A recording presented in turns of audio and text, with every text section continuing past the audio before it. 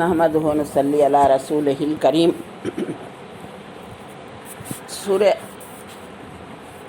سورہ آل عمران آیت نمبر 31-32 درس قرآن ملاحظہ فرمائیے۔ اے نبی صلی اللہ علیہ وسلم، تم لوگوں سے کہہ دو کہ اگر تم حقیقت میں اللہ سے محبت رکھتے ہو تو میری پیروی اختیار کرو، اللہ تم سے محبت کرے گا اور تمہاری خطاؤں سے درگزر فرمائے گا، وہ بڑا معاف کرنے والا اور رحیم ہے۔ ان سے کہو کہ اللہ اور اس کے رسول کی اطاعت قبول کرو، پھر اگر وہ تمہاری یہ دعوت قبول نہ کریں تو یقیناً ممکن نہیں ہے کہ اللہ ایسے لوگوں سے محبت کرے گا جو اس کی اور اس کے رسول کی اطاعت سے انکار کرتے ہوں۔ جو شخص اللہ سے محبت کرتا ہے، اللہ اور اس کے رسول سے ہر چیز سے زیادہ محبوب ہو جائیں۔ رسول سے سچی اور دلی محبت کرتا ہے تو اس محبت کا تقاضا یہ ہوگا کہ وہ دل و جان سے ان چیزوں کو پسند و ناپسند کرے جو اللہ تعالیٰ اور اس کے رسول کو پسند و ناپسند ہوں۔ اپنے افعال، اعمال، احوال سے اسی جذبے کا ثبوت دے۔ اگر اس سے کسی خلاف ورزی کا صدور ہو جائے تو یہ محبت کی کمی ہوگی، اس لیے اسے فوراً رجوع کر لینا چاہیے۔ حضرت عبداللہ بن عمر بن عاص سے روایت ہے، رضی اللہ تعالیٰ عنہ سے روایت ہے کہ رسول اللہ صلی اللہ علیہ وسلم نے فرمایا، تم میں سے کوئی اس وقت تک مومن نہیں ہو سکتا جب تک کہ اس کے دل کی خواہش اس کے تابع نہ ہو جائے جو میں لے کر مبعوث ہوا ہوں۔ سورہ حشر میں فرمایا، ما آتاکم الرسول فخذوہ وما نہاکم عنہ فانتہوا، جو کچھ رسول تمہیں دے دے وہ لے لو اور جس چیز سے وہ تم کو روک دے اس سے رک جاؤ۔ صحیحین کی روایت ہے، رسول اللہ صلی اللہ علیہ وسلم نے فرمایا، تم میں سے کوئی اس وقت تک مومن نہیں ہو سکتا جب تک کہ میں اسے اپنے آپ سے، اپنی اولاد سے، تمام لوگوں سے محبوب نہ ہو جاؤں۔ رسول صلی اللہ علیہ وسلم کی محبت خود اللہ تعالیٰ کی محبت کے تابع ہے، اور صحیح محبت کا تقاضا یہی ہوتا ہے کہ محبوب کی اتباع کی جائے اور اس کی پسند و ناپسند کو اپنی پسند و ناپسند پر ترجیح دی جائے۔ اتباع کا پہلا فائدہ یہ ہوگا، اللہ تم سے محبت کرے گا۔ اللہ سے محبت بڑی دولت ہے، جب اللہ ہمیں چاہنے لگے تو ہمیں ہر ضرورت پوری ہونے لگے گی۔ اللہ سے محبت کرنے کا لازمی نتیجہ یہ ہے اللہ کے رسول کی اطاعت کی جائے۔ مسلم شریف میں ہے، اللہ کے رسول صلی اللہ علیہ وسلم نے فرمایا، اللہ جب کسی بندے سے محبت کرتا ہے تو جبرائیل علیہ السلام کو بلاتے ہیں اور فرماتے ہیں، جبرائیل میں فلاں بندے کو چاہتا ہوں، تم بھی اس کو چاہو، اور آسمان میں منادی کرا دی جاتی ہے کہ دیکھو فلاں بندے سے اللہ محبت کرتے ہیں، تم بھی اس سے محبت کرو، چنانچہ آسمان والے بھی اس سے محبت کرنے لگتے ہیں۔ قرآن میں فرمایا گیا، لَقَدْ كَانَ لَكُمْ فِي رَسُولِ اللَّهِ أُسْوَةٌ حَسَنَةٌ، حضور صلی اللہ علیہ وسلم کی زندگی میں تمہارے لیے بہترین نمونہ ہے۔ قرآن تعلیمات پر آپ عمل کر کے بتا کر گئے ہیں کہ زندگی گزارنے کا یہ طریقہ ہے۔ پیدائش سے لے کر موت تک کے سارے معاملات ہمارے لیے نمونہ ہیں۔ آئیے دیکھیں آپ کی عبادت کا کیا حال تھا۔ دن بھر دین پھیلاتے، رات کو اٹھ کر نمازیں پڑھتے، حتیٰ کہ پاؤں مبارک ورم ہو جاتا اور اس میں سے پس نکلنے لگتا۔ عائشہ رضی اللہ تعالیٰ عنہا سے عرض کیا گیا، یا رسول اللہ، آپ تو بخشائے ہیں، اللہ تعالیٰ آپ کو جنت کی بشارت دے چکا ہے، پھر کیوں اپنے آپ کو ہلکان کیے دے رہے ہیں؟ آپ نے فرمایا، اللہ تعالیٰ مجھے بے شمار نعمتیں عطا کیا کہ میں اس کا شکر گزار بندہ نہ بنوں۔ میرے عزیزو، ہماری عبادت کا کیا حال ہے؟ ہم بھی حضور صلی اللہ علیہ وسلم کے نام لیوا ہیں۔ گناہوں کے دلدل میں ہماری زندگیاں پھنسی ہوئی ہیں۔ ہماری نمازوں کا کیا حال ہے؟ نہ خشوع نہ خضوع، ویسے فرض کی ادائیگی کر رہے ہیں، یہ بھی نہیں سوچ رہے ہیں آیا ہماری نمازیں قبول بھی ہو رہی ہیں یا نہیں، حتیٰ کہ نمازیں بھی قضا بھی کرتے ہیں۔ اللہ تعالی ہمیں معاف کرے۔ حضور صلی اللہ علیہ وسلم کی گھریلو زندگی کے تعلق سے پوچھا گیا، حضور گھر میں کیا کرتے؟ آپ گھر میں بیویوں کا ہاتھ بٹاتے، اپنے جوتے سی لیتے، نماز کا وقت ہوتا تو ایسے چلے جاتے جیسے کسی سے کچھ سروکار ہی نہیں۔ روزانہ عصر کے بعد سب کی خیر خیریت دریافت کرتے، فاطمہ رضی اللہ تعالیٰ عنہ کے پاس جاتے، پیشانی کو بوسہ دیتے۔ ایک دفعہ حضور اکرم صلی اللہ علیہ وسلم فاطمہ رضی اللہ تعالیٰ عنہ کے گھر گئے، علی رضی اللہ تعالیٰ عنہ نہیں تھے، تو آپ فاطمہ رضی اللہ تعالیٰ عنہ سے پوچھتے ہیں، بیٹا علی کہاں ہیں؟ فاطمہ فرماتی ہیں، کل ہم میں بحث ہوئی تھی وہ چلا گئے ہیں، مجھے نہیں معلوم وہ کہاں پر ہیں۔ آپ سیدھا مسجد جاتے ہیں، وہاں پر دیکھتے ہیں علی رضی اللہ تعالیٰ عنہ ایک طرف سوئے ہوئے ہیں، آپ بڑے پیار سے اٹھاتے ہیں، ابو تراب اٹھو، یہاں کیوں سوئے ہیں، گھر جاؤ۔ علی رضی اللہ تعالیٰ عنہ اٹھتے ہیں، نماز ادا کرتے ہیں اور گھر چلے جاتے ہیں۔ حضور صلی اللہ علیہ وسلم کس آسانی سے مسئلے کو سلجھا دیتے ہیں۔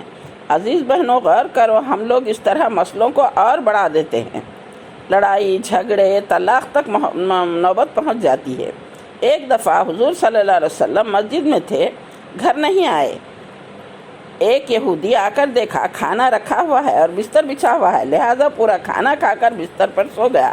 صبح جلدی سے اٹھا اور بستر پر غلاظت کر کے چلا گیا، جلدی میں قیمتی تلوار چھوڑ کر چلا گیا۔ صبح ہونے کے بعد حضور صلی اللہ علیہ وسلم دیکھتے ہیں اور سمجھ جاتے ہیں یہ شرارت کی گئی ہے۔ آپ اپنے ہاتھوں سے غلاظت صاف کرتے ہیں، اتنے میں دروازے پر کھٹکا ہوتا ہے تو آپ اس کی تلوار لے کر پہنچتے اور کہتے ہیں میں خود تمہاری تلوار دینے والا تھا۔ حضور صلی اللہ علیہ وسلم کے اخلاق حمیدہ کیسے تھے؟ ہم ہوتے تو اس کو بڑا برا بھلا کہتے بلکہ مارنے کو دوڑتے۔ حضور صلی اللہ علیہ وسلم سے محبت کا تقاضا ہے، ہم بھی اخلاق حسنہ اختیار کریں۔ صحابہ رضی اللہ تعالیٰ عنہ کا کیا حال تھا، راستے پر چلتے چلتے راستہ بدل کر چلتے، پوچھنے پر بتاتے کہ حضور صلی اللہ علیہ وسلم یہاں پر ایسا ہی کیے تھے۔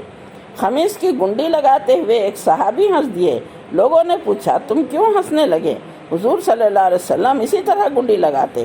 حضور صلی اللہ علیہ وسلم کی الحمدللہ 11 بیویاں تھیں اور آپ نے کسی سے نہ جہیز لیا نہ دھوم دھام سے شادیاں کی، صرف ایک بیوی کے ولیمے میں ایک بکرے ذبح کر کے کی گئی، ورنہ کبھی چائے بسکٹ اور ستو پر ولیمہ ہو جاتا۔ ہم لوگ آج کتنے خرافات میں مبتلا ہیں، گھوڑا جوڑا ہمارے لیے ناسور بن گیا ہے۔ کئی لڑکیاں بن بیاہی بیٹھی ہوئی ہیں، ان کی نکاح کی عمر ختم ہو گئی۔ اگر لڑکا جہیز کو منع بھی کرے میں جہیز نہیں لوں گا، لیکن ماں بہن اس کو آگے بڑھنے نہیں دیتے۔ گھروں میں لڑائی جھگڑے مار پیٹ، کئی لڑکیاں جہیز کی وجہ خودکشی کر رہے ہیں اور جلائی جا رہی ہیں۔ ہم لوگ امت محمدیہ میں ہیں، ہر چیز کی پابندی ہو رہی، لیکن شادیوں میں جہیز، گھوڑا جوڑا، ایک سے اعلیٰ ایک شادی خانے، کئی قسم کے پکوان، ساری چیزیں ایک سے بڑھ کر ایک کرنے کی کوشش کی تاکہ ہماری ناک اونچی ہے اور ہمارا نام ہو جائے۔ لیکن حضور صلی اللہ علیہ وسلم کی اتباع کرنے والوں کو چاہیے شادیاں بالکل سیدھی سادی کریں، نکاح مسجد میں کریں، مہر نقد ادا کریں، جہیز سے پرہیز کریں اور ولیمہ بھی سیدھا سادہ کریں۔ ہم دوسروں کے لیے نمونہ بنیں، لیکن اصلاح معاشرے میں یہی بڑی خطرناک حالت ہو چکی ہے۔ کئی سالوں سے اجتماعات ہو رہے ہیں لیکن ہمارے کانوں پر جوں تک نہیں رینگ رہی ہے۔ ہم کہاں پر حضور صلی اللہ علیہ وسلم کی اتباع کر رہے ہیں؟ اللہ سے محبت رکھنے کا لازمی نتیجہ حضور صلی اللہ علیہ وسلم سے محبت کرنا ہے۔ ہم صرف زبانی دعوے کر رہے ہیں، لیکن ہم گھروں میں اولاد کی تربیت اس طرح کریں کہ جہیز گھوڑے جوڑے کی رقم حرام ہے۔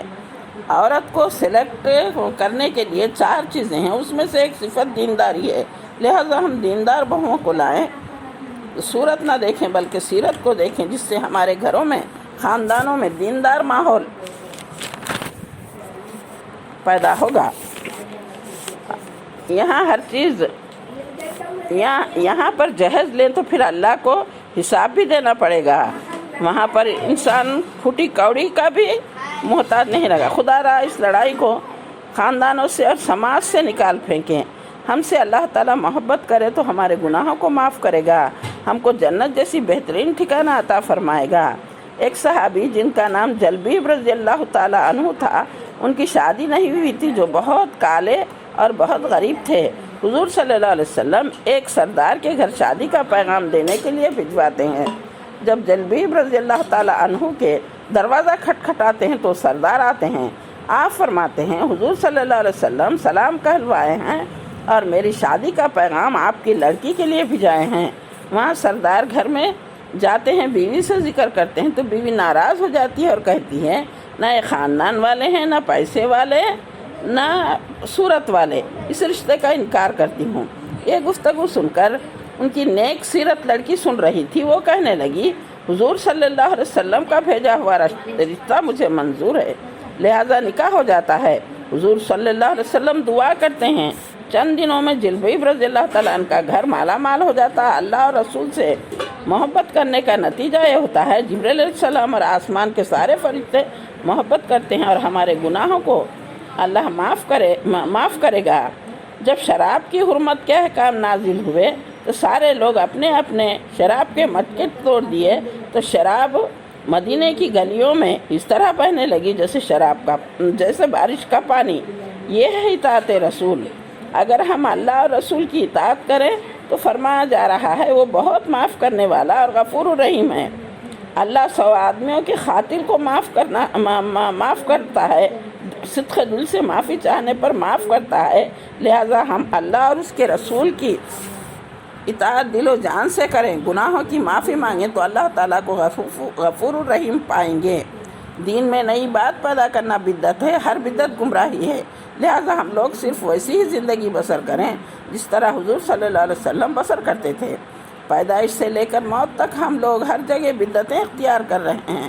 پیدائش پر چھلے، چھٹیاں، سالگرہ وغیرہ ہم دیکھیں، حضور صلی اللہ علیہ وسلم صحابہ کرام کی زندگیوں میں اس کا شائبہ تک نہیں ملتا۔ شادیوں میں سانچک، ہلدی، مہندی کی رسم، جمعگیوں کی رسم جس کو پابندی کے ساتھ لوگ کر رہے ہیں، کہیں پر حضور کی صلی اللہ علیہ وسلم کی زندگی میں پتہ تک نہیں چلتا۔ مرنے پر 10واں، 20واں، 40واں کی رسمیں یہ سارے خرافات ہیں۔ ان تمام رسموں کو نکال پھینکیں، رسول صلی اللہ علیہ وسلم کی زندگیوں کو نمونہ بنا کر زندگی بسر کرنے کی کوشش کریں۔ قیامت کے دن چند لوگوں کو حوض کوثر پر روک دیا جائے گا کیونکہ زندگیوں میں سنت کے بجائے بدعت اختیار کیے ہوں گے۔ قیامت کے دن کیسا ہوگا؟ جو کوئی حوض کوثر سے پانی پیے گا اس کو پیاس نہیں لگے گی۔ عزیزو، ہماری زندگیوں سے چن چن کر بدعتوں کو نکال دیں اور چھوٹی چھوٹی سنتوں کو زندگیوں میں رائج کریں۔ اب آخر میں دعا کرتی ہوں، پڑھنے سننے والے نہ بنا بلکہ عمل کی راہیں ہمارے لیے آسان کر دے۔ وآخر دعوانا ان الحمدللہ۔